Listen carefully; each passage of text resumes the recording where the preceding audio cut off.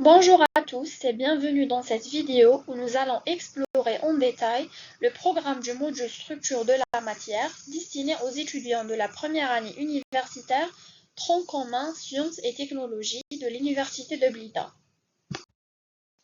Comme j'ai annoncé dans la vidéo précédente, ce module vise à permettre l'apprenant de maîtriser plusieurs compétences essentielles, notamment les concepts fondamentaux de la chimie et la description de la structure et de la composition de l'atome. En ce qui concerne la chimie, c'est une science fascinante qui étudie la composition, la structure, les propriétés et les transformations de la matière. Dans le premier chapitre intitulé Structure de l'atome, nous abordons les éléments essentiels de la chimie, tels que les atomes, les molécules et lois qui régissent les réactions chimiques. Dans le deuxième chapitre nommé Classification du tableau périodique, nous abordons l'établissement de la configuration électronique, la détermination de la position de l'élément chimique et bien sûr la classification des éléments chimiques. Commençons le premier cours du premier chapitre, qui est les notions fondamentaux de la chimie.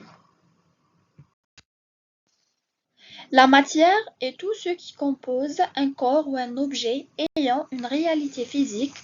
Elle est composée d'entités microscopiques appelées atomes et molécules. Les changements d'état de la matière font référence aux transformations physiques que la matière peut subir. La matière existe sous trois formes d'état: solide, liquide et gaz. La matière se présente en général sous forme de corps pur, simple ou de mélange, qui se présente sous plusieurs parties appelées phases. L'état de la phase peut être gaz, liquide ou solide. Rutherford imagina alors un atome constitué d'un noyau chargé positivement et contenant la majorité de la masse de l'atome et séparé par du vide. Des électrons tournant autour comme des planètes autour d'une étoile, c'est le modèle planétaire de l'atome.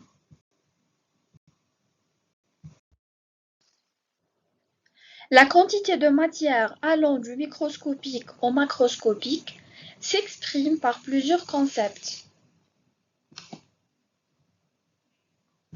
La mole, définie par la constante d'Avogadro, relie les particules à une échelle macroscopique.